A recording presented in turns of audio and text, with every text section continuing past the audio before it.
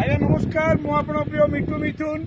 ଆଜି ଆମର ଖଣିଜ ସମ୍ପଦ କହିଲେ ଓଡ଼ିଶାର କେନ୍ଦୁଝରକୁ ବୁଝାଏ, ଯେଉଁଠି ଘଟଗାଁ ମା ତାରିଣୀ ଅଛନ୍ତି। ତା ସହିତ ଆମର ଯେତିକ ରହିଲେ ଆମର ରାଜନେତା, ଯେତିକ ରହିଲେ ବିଲ୍ଡର, ଯେତିକ ରହିଲେ ବଡ଼ ବଡ଼ ଲୋକ, ତାଙ୍କର ସବୁବେଳେ ଏଇ କଥା ଉପରେ ଲୋଲୁପ ଦୃଷ୍ଟି ଥାଏ। ଏଇଥିପାଇଁ ଥାଏ ଯେ ବହୁ ବର୍ଷ ତଳେ 3000 ଟଙ୍କାରେ ବିକ୍ରି ହେଉଥିଲା ଟ୍ରିପ୍। ଆଜି ଆମେ 2025 ମସିହାରେ ବି ସେଇ 3000 ଟଙ୍କାରେ ଟ୍ରିପ୍ ବିକୁଛେ।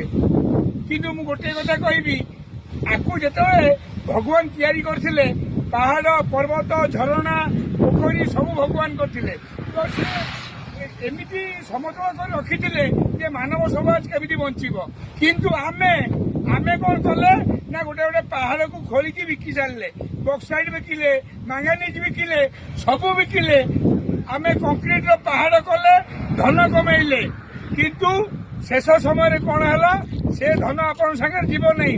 ପ୍ରାକୃତିକ କରିବାକୁ ଯେତେ କମ୍ ପଠାଅ, କାରଣ ତମେ ଏଗୁଡ଼ାକ ସବୁ ବିକିଦେଲା ପରେ ତାପରେ ତମେ ନଥିବ, ତମ ପିଲା ଛୁଆ ଯିଏ ଜନ୍ମ ହେବେ, ସିଏ ହାହାକାର ହେଇ ଖରା ଦିନେ ତାଙ୍କ ଜୀବନ ଚାଲିଯିବ।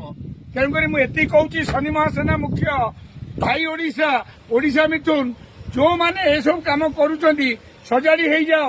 ଆଉ ଯୋଉମାନେ ଲୋଲୁପ ଦୃଷ୍ଟିରୁ ଭାରତ ସ୍ତରରୁ ଓଡ଼ିଶାରେ ପକାଉଛନ୍ତି, ହୁସିଆର ହୁଅ। ଶନି ମହାସେନା ତରଫରୁ ତମକୁ ଚେକ୍ ଦିଆହବ। ଜୟ ଶନି ମହାସେନା।